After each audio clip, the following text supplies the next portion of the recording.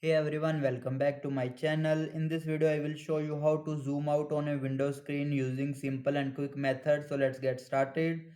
So firstly, pressing Windows plus icon. Now here you will see from plus to zoom in, from minus to zoom out. Second method is change display scale in settings. Go to settings.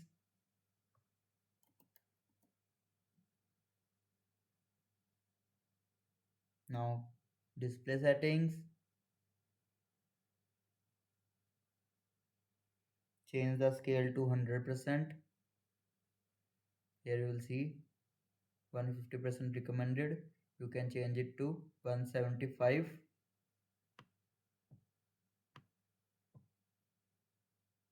or 100 as you required.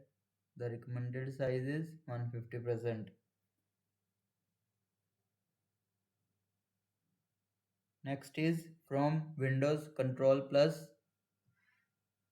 to zoom in or Control minus to zoom out.